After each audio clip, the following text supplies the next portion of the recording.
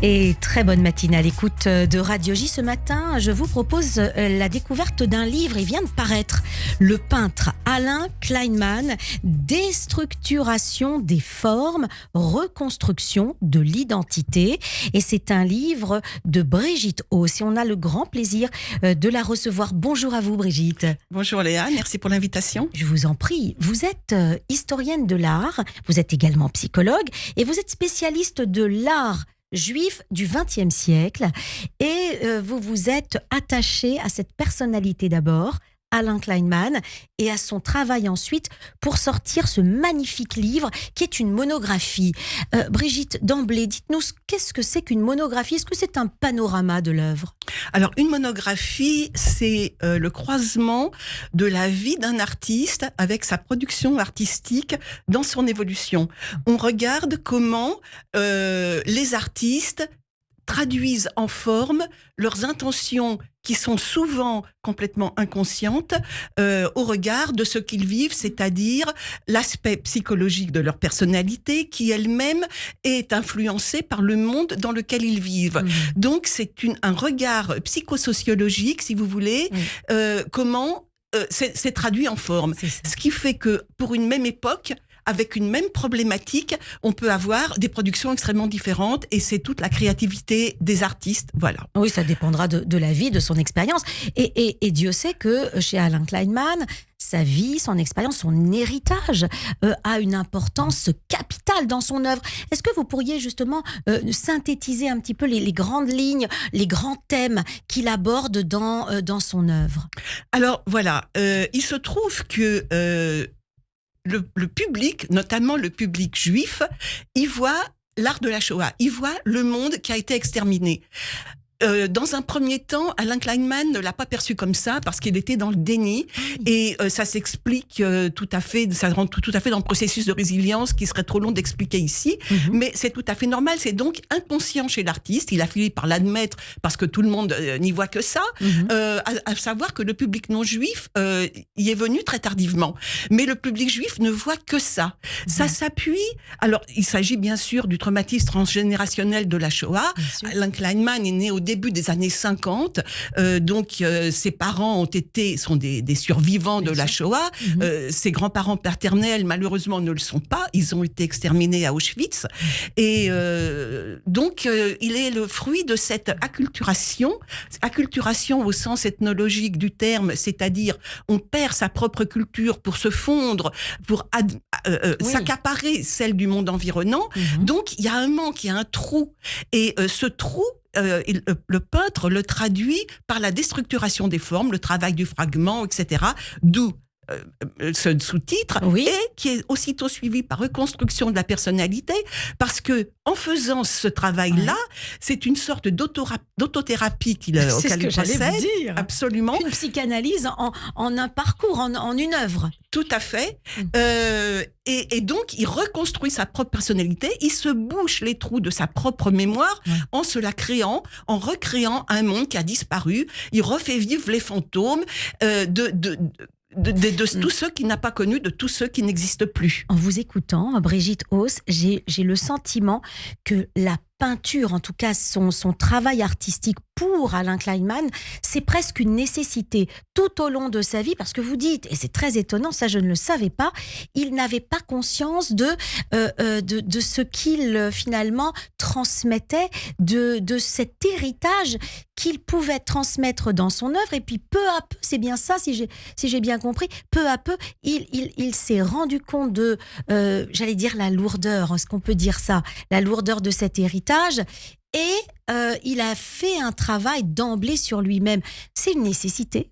C'est absolument une nécessité et le peintre ne peut pas rester un jour sans travailler. C'est à peine s'il se permet de partir en vacances.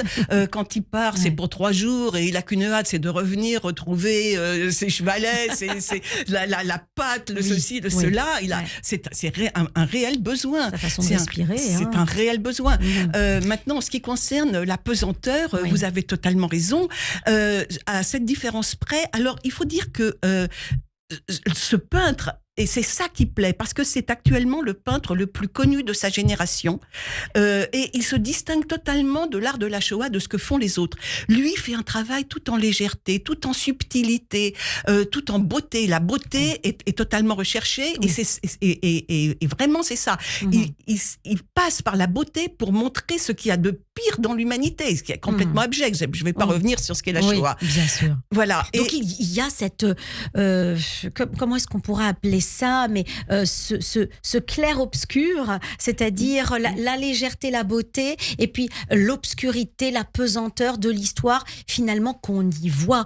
Est-ce qu'on peut, parce qu'il nous reste 3 minutes, est-ce qu'on peut parler de son œuvre? Est-ce qu'on peut dire le style, les matériaux, les couleurs? C'est quoi le style Alain Kleinman? Alors, il arrive à condenser toutes les influences du XXe siècle, une partie du XIXe siècle, l'âge d'or néerlandais. Oui. Vous y voyez tout il s'inspire beaucoup de Rembrandt, mais totalement. Enfin bref, il regarde beaucoup les autres, il s'en inspire, il le retraduit à sa façon. Il fait un mix de tout ça et il se renouvelle constamment. Vous voyez l'épaisseur du livre. Quand j'ai fait le parcours, il a fallu que j'aborde Combien d'années de travail? Je n'aborderai pas cette question, on n'a pas le temps. je sens que c'est beaucoup. Mais c'est vrai que son œuvre, oui, allez-y, Brigitte. Oui, alors il se renouvelle et il a plusieurs. Enfin, il travaille aussi bien en 2 dimensions qu'en 3 dimensions, des bas-reliefs, des sculptures, des installations, des grands, des petits, des énormes. Il introduit des choses. Il travaille beaucoup sur les choses. Il travaille beaucoup sur la photo. Et je voudrais insister sur cet aspect de la photo, si on a le temps. C'est tout à fait. Il est tout à fait dans la lignée de ce que le philosophe allemand juif Walter Benjamin a dit à propos des photos. Quand on les regarde, on a un regard rétrospectif sur ce qu'ils ont vécu. Et lui, en s'axant sur la photo, on ne peut pas s'empêcher de penser à tous ces gens qui ont disparu. Et c'est là le lien que nous faisons avec la Shoah, parce que c'est tout ce qui nous reste pour la plupart d'entre nous. Quand vous parlez de photos, ça veut dire qu'il va travailler, vous le disiez, beaucoup de matière, mais également il va intégrer à des tableaux la matière et les photographies. Il va travailler par-dessus. Alors voilà, il introduit des objets, notamment des vieilles photos, mais ce ne sont pas des vraies photos. Ce sont souvent, enfin ça arrive, mais le plus souvent ce sont des photocopies de photos qu'il retravaille. Et ce qu'on croit être des photos des personnages, en fin de compte, c'est un retravail à la main, inspiré de photos, mais refait à sa façon. Mais c'est quand même. Il regarde la photo, mais il l'a retraduit à sa façon.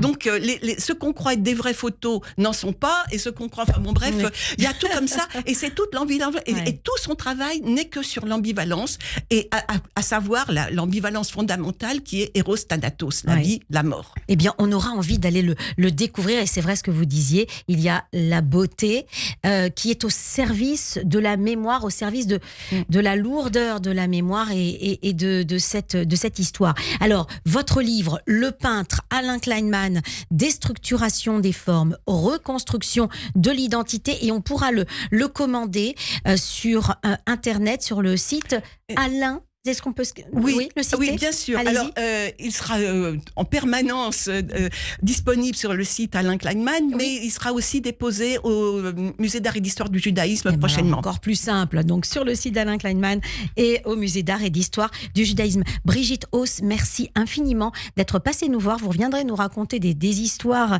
d'art, si j'ose dire, d'art juif du XXe siècle, dont vous êtes la spécialiste. Merci et à bientôt. Merci à vous, Shana Tova.